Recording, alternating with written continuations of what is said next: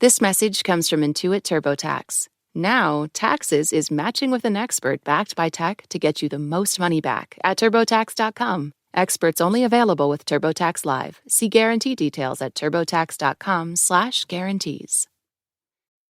We need to begin this week's show with a correction. A couple podcasts ago, we talked to a guy named Jesse, and he and his family used the word Nate to talk about a dumb person or an idiot. Yeah, you might say, why are you being such a Nate? So Jesse had called us in the hopes that we would be able to find out the roots of this, where this had come from in his family. We failed to do so. But our listener, Amelia, called in with a possible solution. Well, I was actually wondering if you were going to mention it. I used to do medical transcription, and when he was saying how, they call someone who's being dumb or whatever a Nate, I was like, well, but Nates are buttocks. Wait, so the word Nate means buttock? Well, plural, yeah. Oh. Also clunes, C-L-U-N-E-S, those are buttocks. We're talking about Latin here. I guess, yeah. Okay. Well, so maybe this Nate insult dates all the way back to, ancient times. Maybe. I guess if you were to meet somebody named Nate Clooney. Yeah. Yeah. That's really a worst case scenario. Yeah.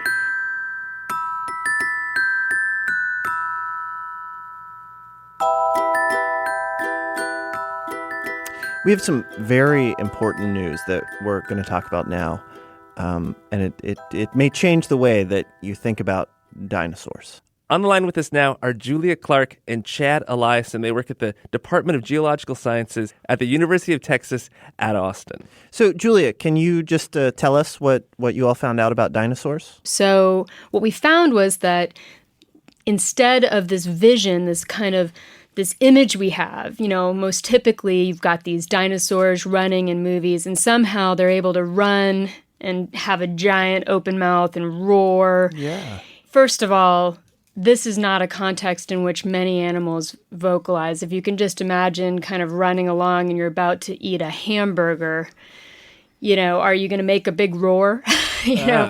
So you might be out of breath because all animals essentially vocalize when they're exhaling. Yeah, I mean, when we think about dinosaurs, and we get most of our, data from movies, we imagine these incredible big roars and these high-pitched screams. Your best guess, based on the data that you have, what does it actually sound like? So we looked at this interesting behavior that no one had really thought of before of vocalizing with a closed mouth. It allows them to produce much lower frequencies than if they were vocalizing with an open mouth. Let's hear it then. How does it sound? Yeah, we're going to get... So yeah, Chad should take it away. It's difficult. So I'll give you my kind of impression. So maybe something like... Maybe, possibly. Yeah. Maybe a little higher. But it's really hard to do. I can't inflate my esophagus. Well, thank you both so much for talking to us about this. Yeah, thank you for having us. Yes, thank you. I feel like a fun thing to do, now that we know what dinosaurs actually sounded like, now that we know what sound might signal to you that a dinosaur lurked nearby, is we should hide dinosaurs throughout the rest of today's episode. Make it kind of like a game. Yes. And so as you keep listening to the show, you will hear dinosaurs. And at the end of the episode, count up how many dinosaurs you heard. Send us that number. Whoever sends us the correct number first will get a T-shirt or something. We have some T-shirts. Yeah, what we should do is make T-shirts with extra tiny sleeves in case it's a T-Rex that wins. Or maybe with a cutout back in case it's a Stegosaurus. Yes. Or maybe just one slit down the back in case it's a Spinosaurus.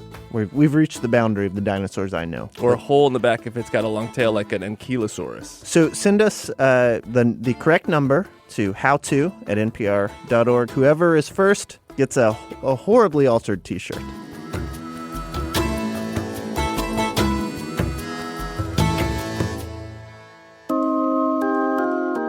Hey, you are listening to an archive episode, but this is the two of us, Ian and Mike, coming to you from the present day. Yeah, we're our regular, normal selves here in the year of 2025. So you may think wait, this is an archive episode. I'm not going to play this dumb game they've just introduced, but go ahead and play, and we will send you a t-shirt. Yeah, we will honor our commitment as stated in the archive episode. If you're able to complete the task, you will win a prize. One of you. We will send out one single t-shirt. Whoever sends us an email with the correct number first gets a t-shirt. The rest of you, honestly, probably won't even get an email reply. And you may not even want a t-shirt, because if you've ever caught a t-shirt at, like, say, an NBA game or any kind of game where they throw t-shirts, those are not good t-shirts. I like the idea we would just arrive at someone's house, if they win, with a t-shirt cannon and shoot it at them. Just shoot it straight out of point blank. So who knows? Give it a try, see what happens. In the meantime, if you have a question for us, send it to howto@npr.org, and we will do our best to answer it for you. And you may have a chance to win a t-shirt, execution style.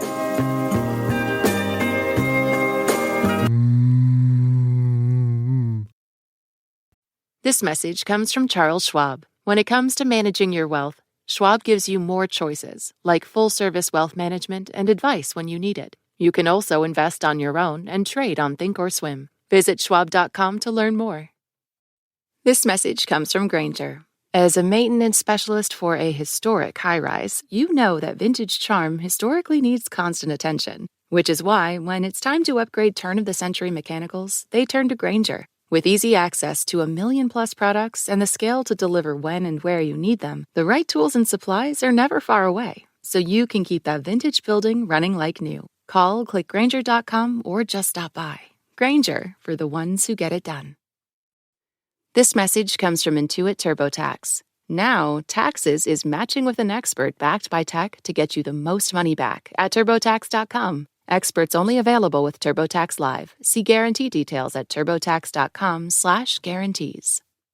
Hey, Kimberly, what can we help you with? Okay, so assuming that all bathrooms are cleaned every single day, all public restrooms, I am wondering which stall actually gets used less.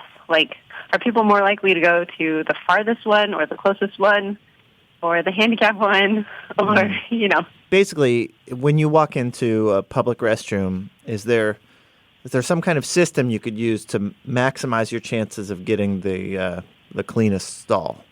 Yeah, exactly. And when you're in a situation where you have to use a public restroom, which stall do you usually pick?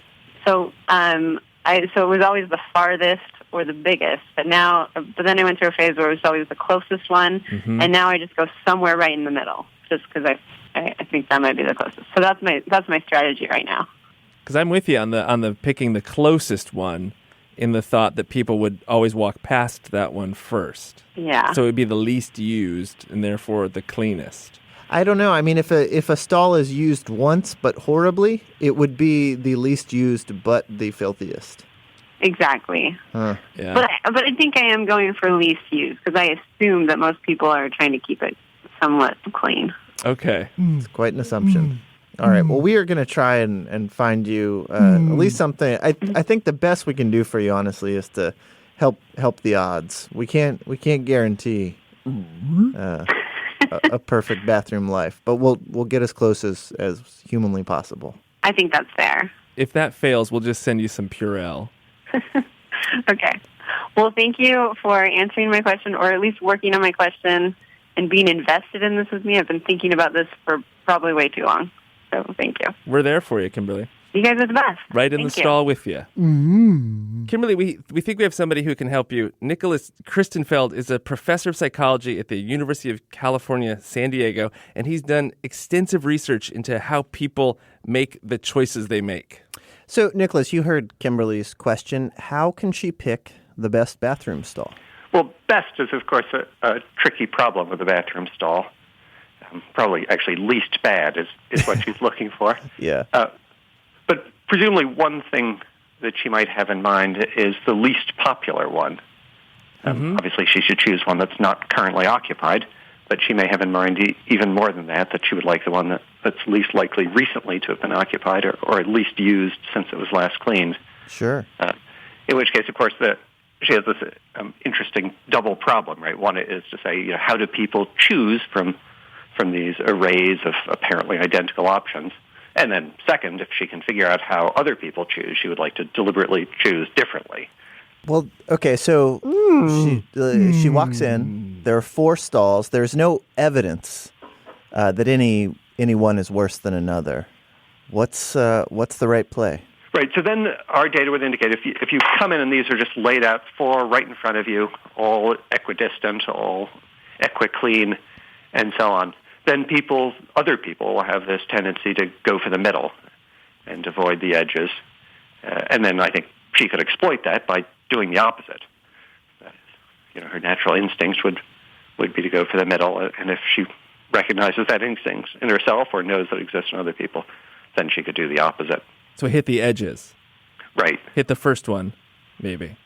Yeah, and I think that would be a reasonable option. If the one on the edge sort of nearest the door would be the one that people would naturally be averse to. Right. And if she can embrace it, then she could be its first user of the day. I mean, the risk there is that people see your legs and shoes, but because it's more exposed, people tend to avoid it. It's probably going to be the cleanest of the 4. Right. Yeah, that's a reasonable way to do it. You trade privacy for cleanliness. And again, this will be modified by the specifics, but as a first approximation, that seems like a good rule for her. Okay, I mean, that you're right. She could walk in there, and it could be a disaster. Exactly, right. But all things being equal, first one is the best one. Mm-hmm. Yeah, on the edge. All right. I'm curious about another thing that you've researched. Can you tell us about your research into initials in people's names? Yeah, so this was inspired by the thought that lots of people have that maybe your name does have some impact on you, some nominal determinism, if you will, that if you're called Mr. Heart Pain, you'll spend your life asking, will I die of a heart attack? And everyone who meets you, heart pain, did you have a heart attack? And the thought being that if you're called heart pain, there has to be some consequence. And so we wondered about this, and some of these things are hard to test, but we want to see, is there a general positive effect of good names and a negative effect of bad names? And you can find lots of good names in the world. So people call their children Hope, Faith, and Charity, for example. Mm-hmm. But they rarely call their children loser or ugly or hopeless because they recognize that would not be a nice thing to do. And it turns out people are less careful with the initials. So while parents are very careful to avoid negative names, sometimes they slip and by these negative initials. And so you can look, and we looked at death certificates, so you can find people who spent their lives with initials like ass or pig or die, and see what effect does this have on mortality compared to going through life with initials like win or wow or VIP. Wow. And it turns out from this data set you could find a difference in longevity. That is, being called VIP adds a little to your life, and being called PIG subtracts a little bit from it. And the interesting thing, and consistent with what you'd expect, the causes of death that are most moved by these initials are the things like suicide or accidental death, the kinds of things you might imagine would be most responsive to your psychological state. Wow. And the thought is, for a start, you have to go through middle school with these initials, and it will not escape the attention of your peers. But then also, you go to the bank, and the person says initial here, and you have to write down pig. Or you go to buy pillowcases, and the sales clerk says, "Oh, would you like those monogrammed?" And you have to think I don't really want pig written on my pillowcases. And so you get this constant, slight but constant negative effect on your life. This is really fascinating, and I feel like we actually helped Kimberly today. Yeah. Oh, good. Yes.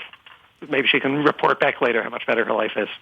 We should probably figure out what her initials are, though. Well, beginning with K, I think she might be okay already. She's probably good. Yeah, you're right. Yeah. All right. Thanks, Nicholas. Okay. Take care. Bye. Well, that does it for this week's show. What we learned today, Mike? Well, I learned that Nate actually does have a relationship to people that are dumb. It means butts. I do think that's interesting. It's nice to learn the Latin that Nate's means butt. Mm-hmm. I have a pretty formal relationship with my butt, so I call it by its full name, Nathaniel. I also learned that dinosaurs make a kind of a low humming or cooing sound. Well, it's interesting to imagine. Like it seems like when you think about what this closed mouth sound would sound like, it really sounds like a bunch of dinosaurs are at a very interesting lecture. You know, just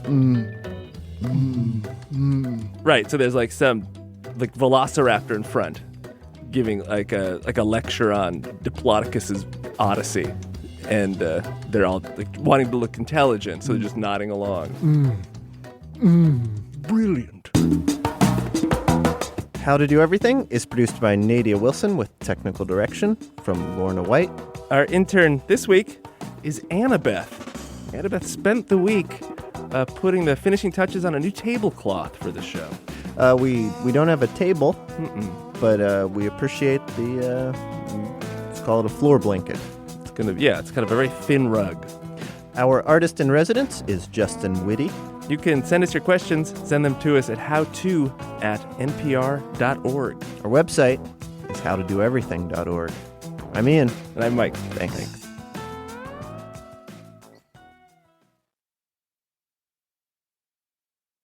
This message comes from Homes.com. When you're home shopping as a parent, you have lots of questions about local schools. That's why each listing on Homes.com includes extensive reports on local schools, including photos, parent reviews, student-teacher ratio, school rankings, and more. The information is from multiple trusted sources and curated by a dedicated in-house research team. It's also you can make the right decision for your family. Homes.com. We've done your homework. This message comes from Mint Mobile. From the gas pump to the grocery store, inflation is everywhere. So Mint Mobile is offering premium wireless starting at just $15 a month. To get your new phone plan for just $15, go to mintmobile.com/switch. This message comes from Bombas. Their slippers are designed with cushioning, so every step feels marshmallowy soft. Plus, for every item purchased, Bombas donates to someone in need. Go to bombas.com/NPR and use code NPR for 20% off your first order.